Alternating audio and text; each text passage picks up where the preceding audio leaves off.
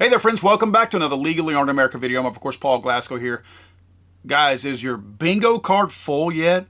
Because we're 3 months into the new year, and the craziness is like 2 years worth of stuff already. First, guys, go check out my friends over at Gideon Optics. These guys make some very, very nice, high-quality optics at very affordable prices. You guys know the economy has sucked for 4 years.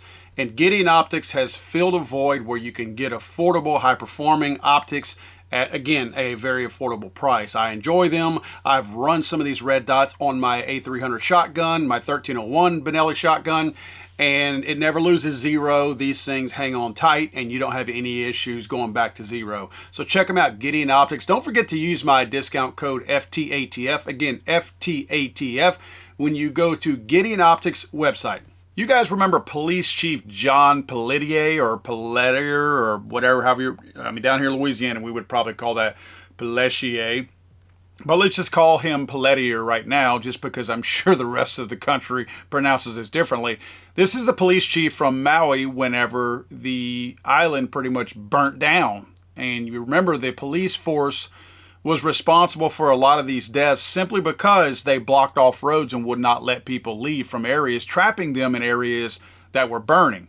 The claim is that roughly 100 people died, but we know the numbers are well past that. They're going to be much higher than that. And of course, we know the corruption, the things that took place after that, people wanting to buy up the homes for pennies on the dollar. We also know that there were allegations, at least, that no sirens had sounded, no warning sirens, and just a plethora of other stuff that just simply doesn't make sense right now in this entire area. Of course, we also know that FEMA left these people hung out to dry as well under the old Biden administration. Well, this jerk sheriff is now tied to the P. Diddy case. Maui police chief named in Sean Diddy Combs' lawsuit as alleged co-conspirator. This one here was a little bit strange. While I do expect this type of activity from this type of person, because this guy has a really rough track record, and we know how these police chiefs are very, very prone to, once they get position at a police chief in a large city, no matter how poorly or badly they screw up, they always seem to get promoted to another big city as a police chief. Tells you politics are directly involved in that kind of stuff. Well, this one is really weird. Maui Police Chief John Pelletier is fiercely denying allegations that he was involved in a cover-up linked to Sean Diddy Combs.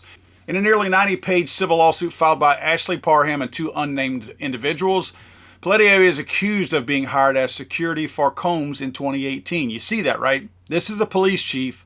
He's being accused of being hired as a private security person for P. Diddy in 2018. The suit claims that Pelletier, who at the time was a Las Vegas police captain, posed as a sheriff deputy in California and responded to an alleged gang rape involving Combs. The alleged victim claims that Pelletier instructed her to go home and offered no help or medical care. Now, they don't explain this in this article, but I want to let you know also, the allegations are a lot deeper than that. It's not just that he was there. He was actually posing as a sheriff's deputy from the county that he was in California, when he was security for Diddy. A lot of details for somebody that supposedly these women are allegedly making this up if you talk to Maui or this Pelletier guy. But the woman also claims that Pelletier gave an envelope to a neighbor which she believed to be full of cash. Very strange that someone from Vegas would be paying a neighbor in a California neighborhood, or at least giving a neighbor in a California neighborhood an envelope of anything, let alone, well, cash. We know what that would be for. She claims Pelletier later took her and another plaintiff at gunpoint to his home, restrained them, refused to let them call an attorney, and made various moves to cover up the kidnapping. I guess the first thing we can do right there is find out if Pelletier did in fact have a home also in California, since he was a police chief in Vegas at the time. A lot of different things that can be validated based on a little bit of investigative work, so I assume more of the truth will likely come out. Now, the mayor of Maui was quick to come out and talk about how it was standard procedure for any time something like this came up to let a person go. They have relieved this Maui police commissioner of his duties for now on a temporary basis. You know what that means. That means he's still going to get his full paycheck and everything else. So it's essentially paid vacation that is more of an embarrassment than anything else, because it's certainly not an actual punishment.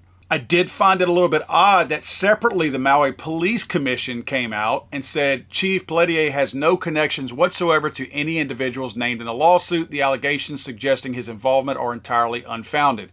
That sounds like something that would come from a police commission.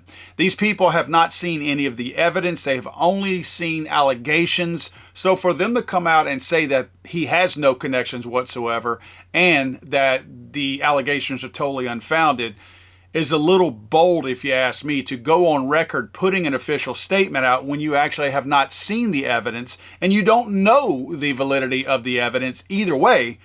So you're still putting out an official comment on that. That seems a little stupid. It might be a little bit, I don't know if we're going to see a slander case or something like that come out of this.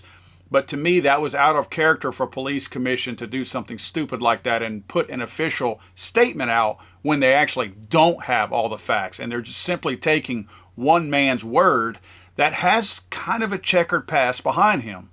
Of course, Pelletier himself put out something saying that none of it's true, blah, blah, blah. I'm not going to read through all that boring crap. But Pelletier is certainly no stranger to not only tragedy, but alleged cover-ups as well. Really deep, big headline-grabbing stuff that no answers ever come out of. This is twice this has happened surrounding this man. Of course, Maui. Second was, guess what? Las Vegas, Mandalay Bay shooting that took place.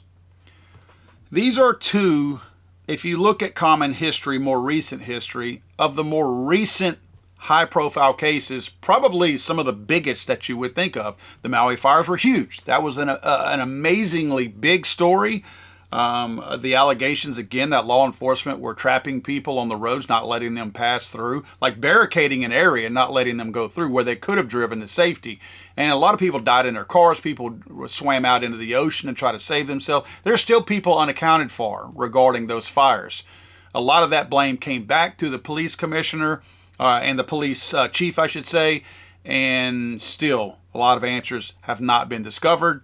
The Mandalay Bay shooting, way more question marks there than what we got out of anything that they might have released as far as an actual report. We're being told there was a motive, then we're being told there was no motive. Like they think they know why, then they say, but we don't have an official motive. Not that I'm expecting them to give me an official motive, because the man is deceased who allegedly pulled the triggers. So, and I say triggers because obviously there were more than one trigger that was pulled. So we're never going to know the full motive. So anything that they say regarding a motive at this point is simply a wild guess based on evidence that they might have acquired from the scene. I think most of us don't believe what happened. At first, reports came out, of course, this was the thing that led up to the banning of bump stocks. Trump is the one that pushed in that direction, and the ATF was happy to accommodate him on that and move forward with that, which has now been determined to be illegal. But a lot of that came out, and I think a lot of us question whether or not a bump stock was even used. In fact, a report came out later on from the ATF stating that, well, we can't confirm nor deny if a bump stock was used because we never were allowed to officially inspect the firearms that were allegedly used. That's on record. That's an official record of the ATF saying that. So we have a rule promulgated off of hearsay. No real inspection was done. The FBI simply collected the data. They didn't do any analysis report or anything like that on the weapons. Again, that's supposedly what the ATF's job was, and they admittedly never inspected the weapons. But let me share a couple of nuggets with you guys. I've been doing a lot of research on this Vegas thing. I've pulled down all the investigative reports. I've been reading through them for well over a year now. Just so you guys know, I am working a lot behind the scenes to piece things together and figure out not what happened, because I'm not at that level. I can't go over there and figure it out. But I like to cross-reference things, and I like to see where things simply don't make sense. So I want to give you guys a couple of nuggets in this particular video of the Las Vegas thing to let you know some of the things that I've discovered so far. The first thing is a little suspect, a little confusing to me anyway. You guys may have a better description for this. But if you look right here at one of the reports in the investigative files, it says that on or around October 1st, Stephen Paddock illegally possessed prohibited firearms in violation of 26 U.S.C. Section 5841. Paddock utilized the prohibited firearms in the mass shooting incident that took place on Las Vegas Boulevard. So let me bring you back to what they're referring to. When they say illegally possessed prohibited firearms, Supposedly the ones that reportedly the ATF ran some tracing on, well, they weren't prohibited. They were serialized. Everything about them was legit. And the code that they reference right here, the statute, that's regarding NFA items. And in all the pictures I've looked through, everything that I've seen, there are no NFA items in here. The room was littered, and I looked at the inventory that they took of all these guns, and they claim that regarding the inventory that there were 23 rifles in there. Now, if you look at the inventory, you'll likely see some different firearms in there, but you'll have to look at the location where they were taken from, because they did get a search warrant from his home and they went there. So there's some, if you just look at rifles on there, you're going to see more than 23, but go look at the location where they were obtained from, and you're going to notice that they were taken from his actual home. But there were 23 that they list in the inventory from the actual Mandalay Bay room. There were 2 rooms actually connected that these firearms came from. Judging by the pictures and judging by the list that they submitted, none of these are NFA items. All of these were legal to possess and to have there. Now, I'm not saying that the way he used them allegedly was law-abiding, but that's not what the claim is. The claim specifically references 26 U.S. Code 5841.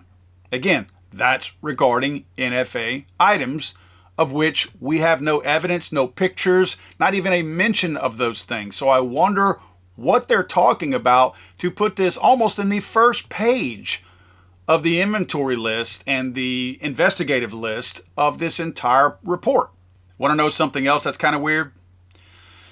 Out of those 23 firearms that they say were present in the Mandalay Bay rooms, those adjoining rooms, this simply doesn't make sense to me. The FBI only asked the ATF to trace 4 of those. Now, why would that be?